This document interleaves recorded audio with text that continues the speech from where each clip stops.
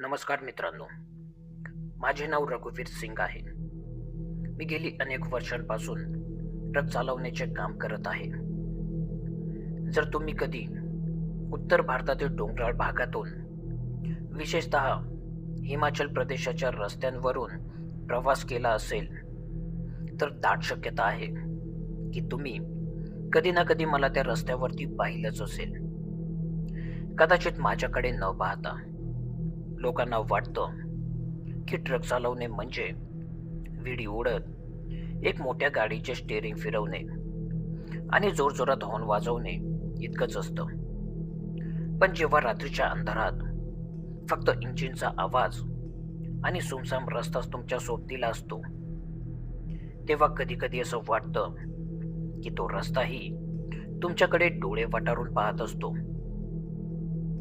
मित्रांनो, जी घटना आज मी तुम्हाला सांगणार आहे, ती घटना मी आजवरती अनेक वर्ष मी माझ्या मनात दाबून ठेवली होती. पण आता वयाच्या 51व्या वर्षी माझ्या तब्येतीने माझी साथ सोडली आहे आणि मी घरातील एका खाटेवरती पडून माझ्या आयुष्यातील चांगल्या वाईट गोष्टी आठवत आहे.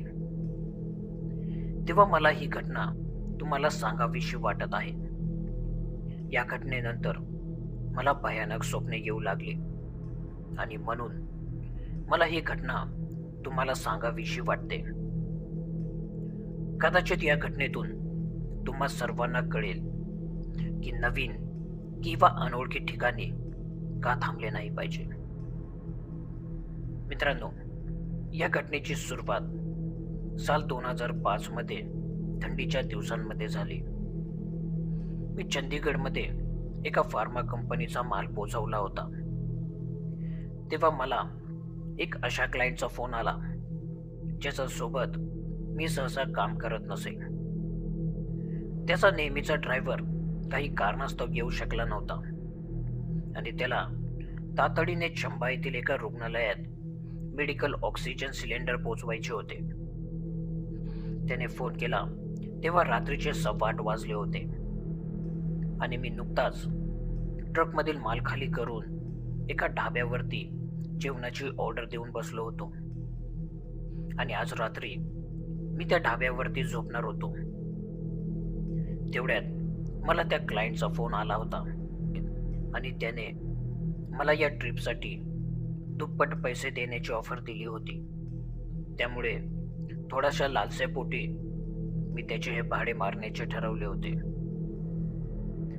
मी ताबडतोब ट्रक घेऊन त्याने सांगितलेल्या ठिकाणी पोहोचलो आणि ट्रकमध्ये सर्व माल लोड करून रात्रीच्या 10 वाजता ट्रक घेऊन चंबाच्या दिशेने निघालो.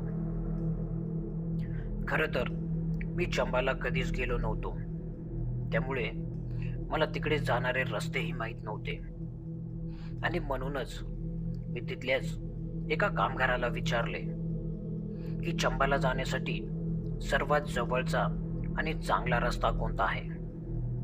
तेव्हा त्या कामगाराने मला सर्वात जवळचा रस्ता सांगितला.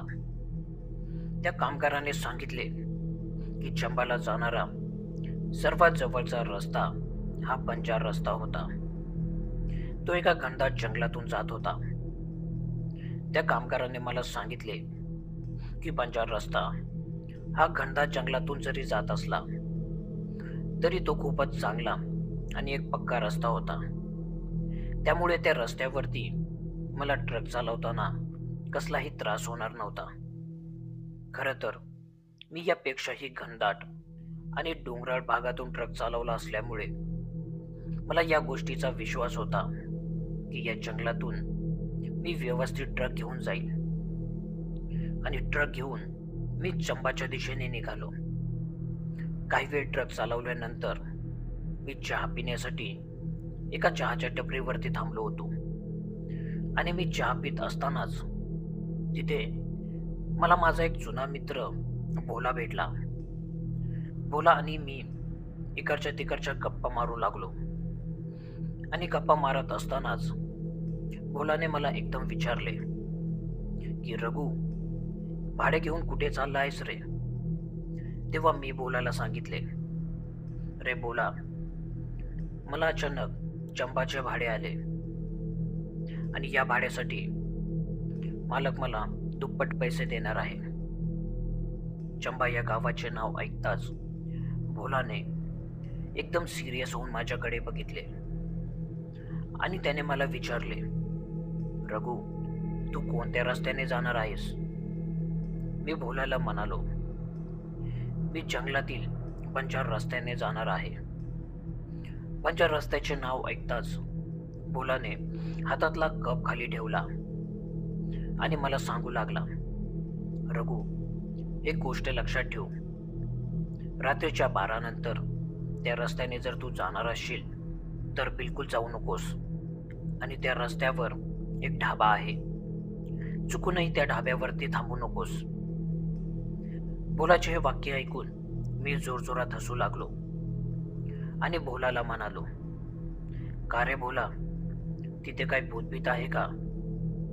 त्यावर भोला चहाचा कप पुन्हा उचलत मला म्हणाला, होय, असंच काय ते समज आणि त्या रस्त्यांवरून जाण्याचे टाळ.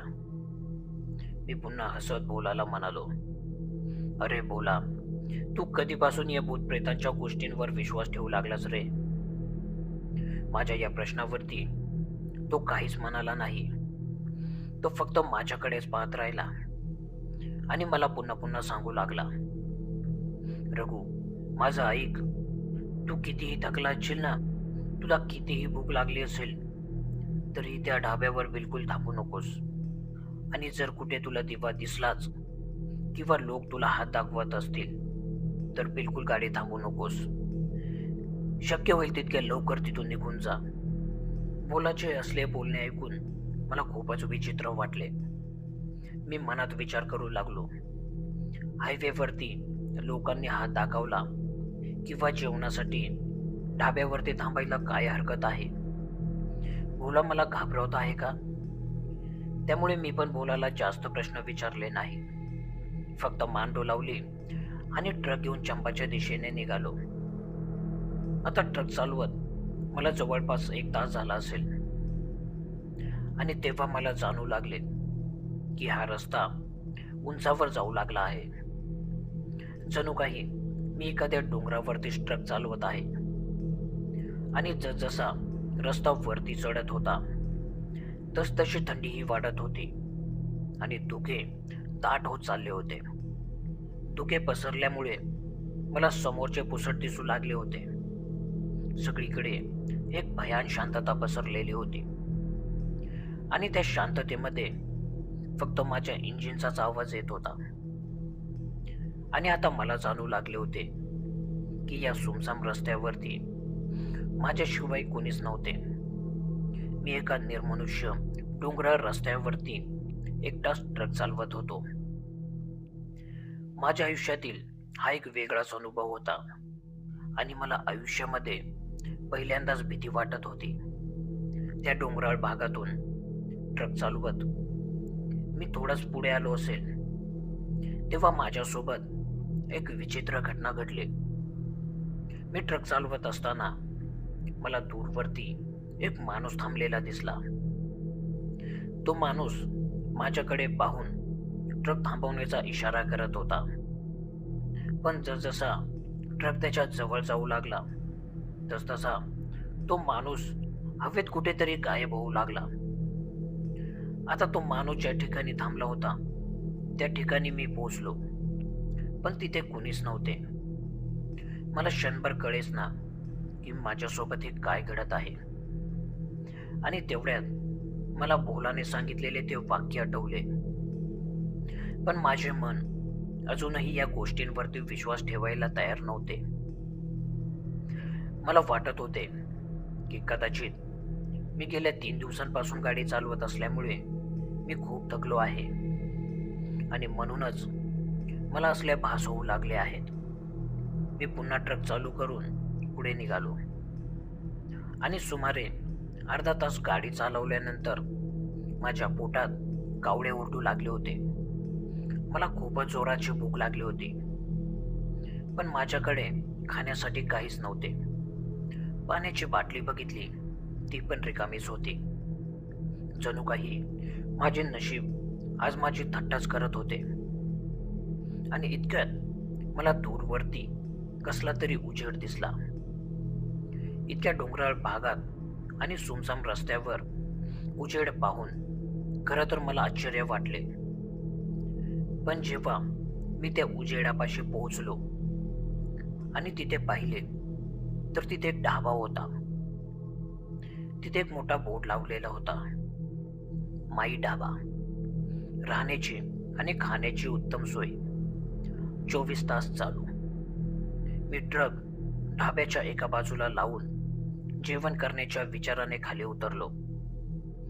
आणि मला परत बोलाचे ते वाक्य आठवले, जे त्याने मला बजावून सांगितले होते, की काहीही झाले तरी त्या ढाब्यावरती थांबायचे नाही. पण मला भूक तर खूपच लागली होती, त्यामुळे मला दुसरे काही सुचत नव्हते. आणि या सगळ्या गोष्टींकडे दुर्लक्ष करून मी त्या ढाब्यामध्ये जेवण्यासाठी गेलो. ढाबा एकदम जुन्या पद्धतीचा पण खूपच सुंदर होता. तो ढाबा बांबूने बनवलेला होता. वरती पत्रे टाकलेले होते. ढाब्याच्या आतमध्ये मस्तपैकी कोबा केलेला होता. तर ढाब्याच्या बाहेर शेणाने मस्तपैकी सारवलेले होते.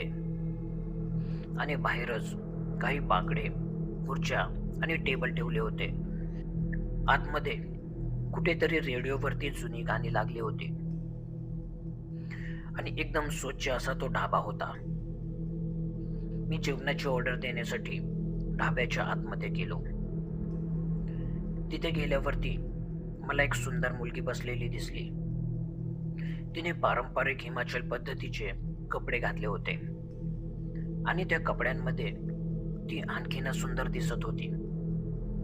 मला पाहून तिने मला विचारले, "साहेब, एकटेच आहात का?"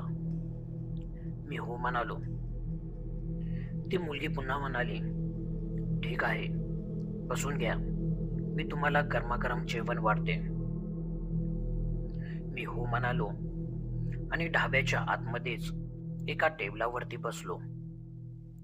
पण मला त्या मुलीचे बोलणे खूपच विचित्र वाटले, कारण ती मुलगी बोलताना एकदम भावनाशून्य होती. म्हणजे ती एखाद्या बाहुलीप्रमाणे नुसतीच बोलत होती आणि बघत होती.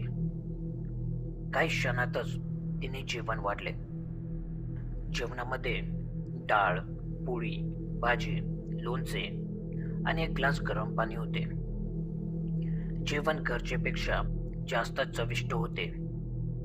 मी उपाशी लांडग्यासारखं त्या जेवणावरती तुटून पडलो आणि सर्व जेवण संपवले. आणि जेव्हा मी त्या मुलीला जेवणाचे बिल आणण्यासाठी सांगितले, तेव्हा तिने हात हलवत नकार दिला. "पहिल्यांदाच आला आहात ना, तुम्ही आमचे पाहुणे आहात, काही नको." मी आग्रह केला, पण तिने पैसे काही घेतले नाही आणि मलाच म्हणाली, "तुम्ही पहिल्यांदाच आमच्या ढाब्यावरती आला आहात, त्यामुळे तुम्हाला पैसे देण्याची गरज नाही." मी पैसे घेण्यासाठी तिला खूप आग्रह केला, पण त्या मुलीने पैसे घेण्यापासून नकार दिला. खरं तर मला फुकट जेवण करणे मान्य नव्हते आणि म्हणून मी टेबलावरती एक 100 रुपयाची नोट ठेवली आणि तिथून बाहेर आलो. पण जेव्हा मी बाहेर आलो आणि बाहेर पाहिले, तर बाहेरचे वातावरण पूर्णपणे बदललेले होते.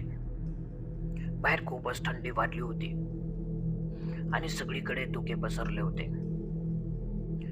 जेव्हा माझी नजर माझ्या ट्रककडे गेली, तेव्हा मला फारच आश्चर्याचा धक्का बसला. कारण दव इतके पडले होते की जणू माझा ट्रक पूर्ण पाण्याने भिजला होता. आता मी ट्रकमध्ये बसलो आणि ट्रक चालू करू लागलो, पण ट्रक काही चालू होत नव्हता. मला वाटलं कदाचित थंडीमुळे ट्रक चालू होत नसेल, म्हणून मी प्रयत्न करत राहिलो आणि काही वेळाने ट्रक चालूही झाला. मी पुन्हा रोडवरती आलो आणि एक नजर त्या ढाब्याकडे पाहिले. तेव्हा त्या ढाब्याकडे पाहून मला थोडीशी भीतीच वाटली. कारण ती मुलगी ढाब्याच्या समोर थांबून माझ्याकडेच पाहत होती. आत्ताही तिच्या चेहऱ्यावरती काहीच हावभाव नव्हता. ती फक्त माझ्याकडे पाहून हसत होती आणि आता तिचे डोळेही खोल दिसू लागले होते. मी मेन हायवेवरती आलो होतो आणि पुन्हा पुढचा प्रवास चालू केला. पण हळूहळू बाहेरचे वातावरण खूपच बदलू लागले होते. बाहेर खूपच धुके जमले होते आणि एक वेळ तर अशी आली की मला काही फुटावरचेही दिसत नव्हते. माझ्या ट्रकची लाईट जणू काही त्या धुक्यांना धडकून तिथेच थांबत होती. जणू काही तिथे एखादी भिंतच उभी आहे. आणि तितक्यात न जाणे काय झाले, माझ्या ट्रकचा रेडिओ चालू झाला. एक सेकंद त्यावर गाणे वाजत होते, तर दुसऱ्या सेकंदामध्ये त्यावरती खर्र असा आवाज येत होता. जणू काही कोणीतरी त्या रेडिओचे चॅनलच बदलत आहे. मी एक नजर रेडिओकडे पाहत होतो, तर दुसऱ्या क्षणाला समोर पाहत होतो आणि एकदम रेडिओवरती हिमाचलचे लोकल गाणे वाजू लागले, जे मी आजपर्यंत कधीच ऐकले नव्हते. आणि हे गाणे माझ्या रेडिओवरती कसे सुरू झाले मला हे सुद्धा कळले नाही. मी रेडिओ बंद करण्यासाठी रेडिओचे बटणे फिरवू लागलो, पण का कुणास ठाऊक ते बटनही अडकून पडले होते. आणि तितक्यात ट्रकमधली लाईटही बंद चालू होऊ लागली. माझ्यासोबत हे काय होत आहे हे मला कळतच नव्हते. आणि एकदम ट्रकमधील लाईटही बंद झाली आणि मला जाणवू लागले की माझ्या बाजूला पॅसेंजर सीटवरती कोणीतरी बसले आहे. खरं तर आता मला त्या दिशेला बघण्याची हिंमत होत नव्हती, पण मी मन घट्ट करून त्या दिशेला मान वळवली आणि समोर जे होते ते पाहून त्या भयंकर अशा थंडीतही माझ्या डोक्यातून घामाच्या धारा वाहू लागल्या. माझे हात स्टेअरिंगवरती जाम झाले, कारण माझ्या समोर दुसरे तिसरे कोणी नसून ती ढाबेवाली मुलगी बसली होती आणि ती माझ्याकडेच एकटक भावना शून्य चेहऱ्याने पाहत बसली होती. माझ्या स्टेअरिंगवरचा ताबा सुटला. ट्रक हेलकावे खाऊ लागली, पण मी कशीबशी त्या ट्रकला सावरले आणि पुन्हा ट्रकला रोडवरती आणले.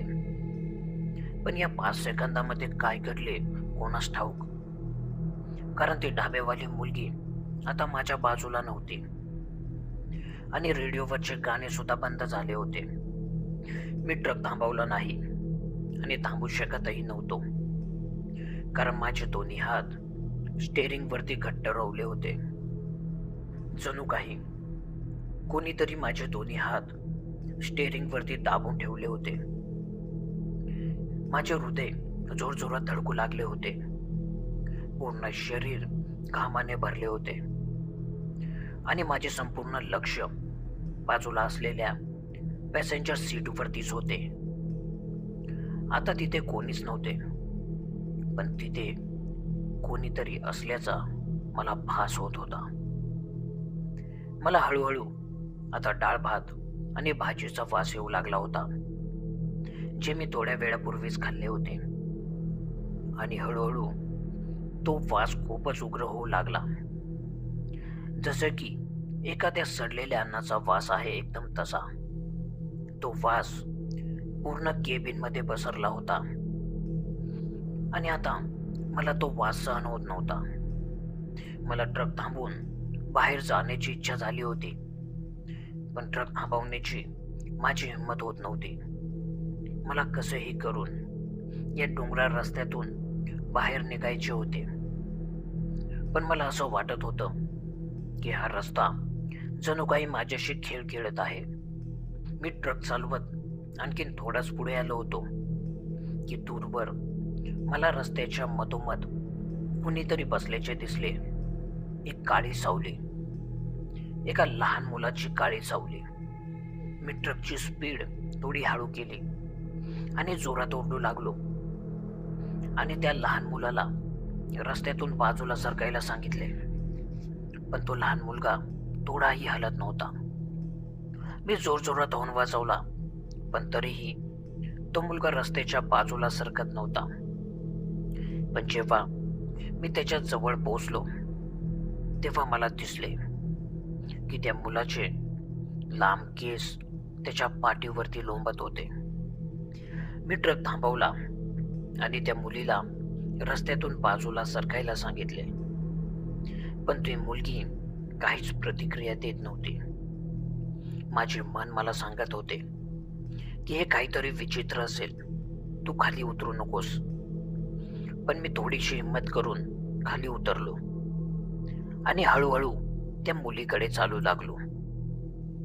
आणि इतक्यात त्या मुलीने तिची मान वळवली आणि मी जे समोर पाहिले ते पाहून माझ्या पायाखालची जमीनच सरकली. कारण माझ्या समोर एक मुलगी नव्हती, तर ती एक भयानक अशी आत्मा होती. तिचा चेहरा कोळशासारखा काळा आणि जळालेला होता. तिच्या चेहऱ्यावरती ना डोळे ना नाक, फक्त एक मोठं तोंड होतं जे गालापासून गालापर्यंत पसरलेलं होतं, ज्यात तुटके फुटके पिवळे दात होते. आणि ती माझ्याकडे सरपटू लागली, चारही हातपायांवरती. जणू काही प्रत्येक सांध्यातून तिचे हाड तुटलेले होते. मी परत ट्रककडे पळत सुटलो आणि एक उडी मारून ट्रकच्या आतमध्ये शिरलो. ट्रकची दोन्ही दारे लावून मी ती लॉक करून घेतली. मी ट्रक चालू करण्याचा प्रयत्न करू लागलो, पण काही केल्या ट्रक चालूच होत नव्हता. मी सारखी चावी फिरवत होतो, पण ट्रक चालू होण्याचे नाव घेत नव्हते. मला आता कळून चुकले होते की इथून वाचणे आता मला शक्य नाही. मी माझ्या घरच्यांना आठवू लागलो आणि इतक्यात दारावरती एक ठकठकचा आवाज झाला. दाराच्या पलीकडे तीच मुलगी थांबलेली होती, जी मला त्या ढाब्यावरती भेटली होती, जिच्यापाशी मी पोटभर जेवण केले होते. पण यावेळी ती मुलगी खूपच विचित्र दिसत होती. तिच्या चेहऱ्यावरती कोणताही हावभाव नव्हता. डोक्यातून एक रक्ताची धार तोंडावरून खाली वाहत होती. दोन्ही हात रक्ताने माखलेले होते आणि ती जोरजोरात म्हणाली, एकटा चाललास? असे म्हणून ती जोरजोरात हसू लागली. मी पटकन दाराचा पडदा ओढला आणि स्टेअरिंगच्या खाली तोंड घालून जोरजोरात मदतीसाठी हाक मारू लागलो. वाचवा, वाचवा, वाचवा! आणि स्वतःशीच बडबड करू लागलो, हे सत्य नाही, हे सत्य नाही, हे एक स्वप्न आहे, हे एक स्वप्न आहे. आणि तेवढ्यातच एकदम जोरात ट्रक हल्ला. जणू काही कुणीतरी जोरात ट्रकला मागून धडक मारली असावी आणि मी तिथेच बेशुद्ध पडलो. त्यानंतर मला जेव्हा शुद्ध आली, तेव्हा मला 2 माणसे जोरजोरात हलवत होती आणि माझ्या तोंडावरती पाणी मारत होती. मी जेव्हा उठलो तेव्हा एका खोलदरीच्या कडेवरती पडलेलो होतो. त्यातून एक माणूस मला रागवत म्हणाला, ड्रायव्हर साहेब, तुम्ही इकडे कसे काय आलात? थोडासा अजून घसरला असता ना, तर दरीत कोसळून मेला असतात. मी त्यांना एकदम विचारले, तुम्ही खरेखुरे माणसे आहात ना? मी हा प्रश्न विचारताच त्या दोघांनी एकमेकांकडे पाहिले आणि मला मेन रोडवरती परत आणले. तेव्हा मी पाहिले की माझ्या ट्रकचे इंजिन अजूनही चालूच होते. हेडलाईटही चालू होती, पण आता धुके पूर्णपणे गायब झाले होते. वातावरण एकदम व्यवस्थित झाले होते आणि ज्या 2 माणसांनी मला वाचवले होते ते दुसरे तिसरे कोणी नसून ते फॉरेस्ट ऑफिसर होते.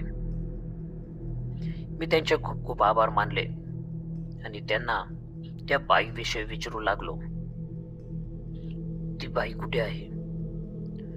ती बाई कोण आहे?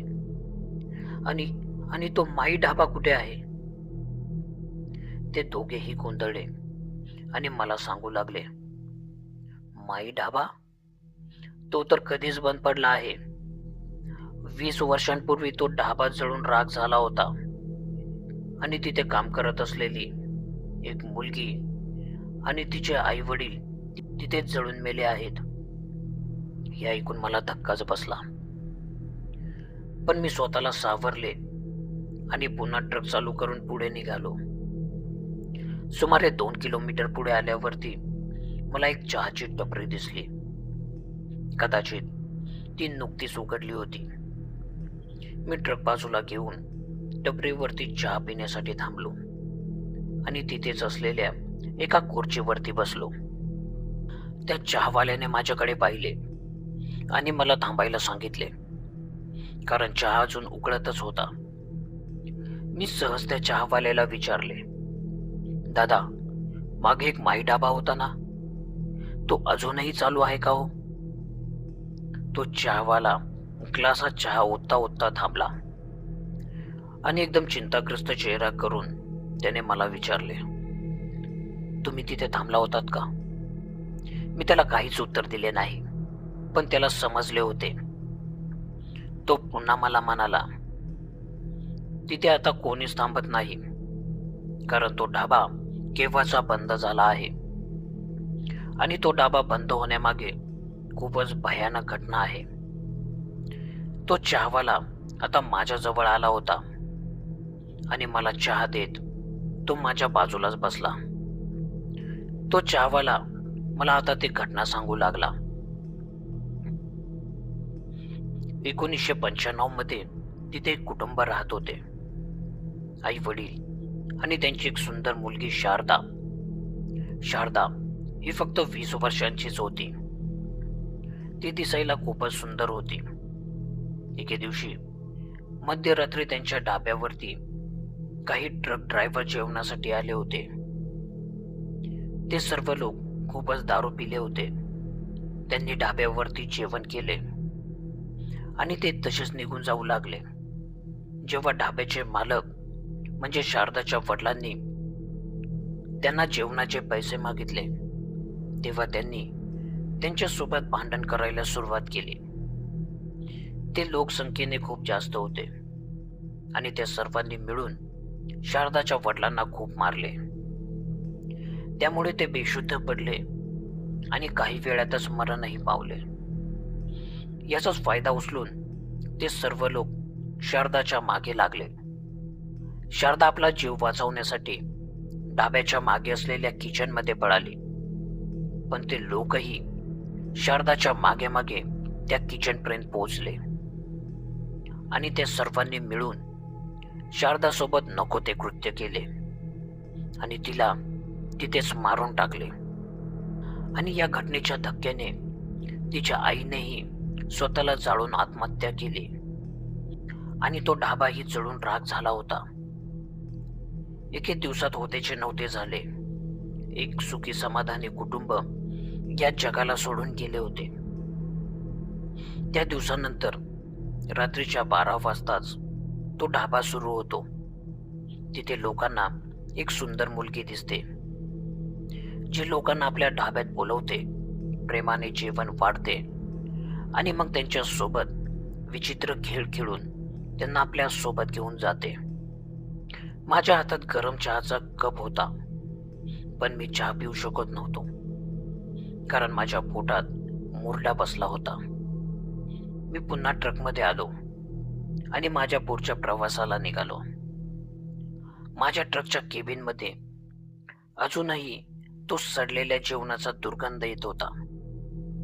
पण इतक्यात मला आठवले की रात्री ढाब्यात जेवण केल्यावरती मी 100ची नोट त्या ढाब्याच्या टेबलावरती ठेवली होती आणि आता ती 100 रुपयाची नोट माझ्या ट्रकच्या पॅसेंजर सीटवरती पडलेली होती. पण ती आता एकदम लाल झाली होती, कुणाच्या तरी रक्तात भिजली होती. तर मित्रांनो, आजची ही कहाणी इथे संपते. अशाच आणखीन गोष्टी ऐकण्यासाठी आपल्या चॅनलला सबस्क्राईब करा आणि ही गोष्ट जर तुम्हाला आवडली असेल तर लाईक जरूर करा. भेटूया पुन्हाच एका अशाच भयानक कथेमध्ये. तोपर्यंत स्वतःची काळजी घ्या. धन्यवाद.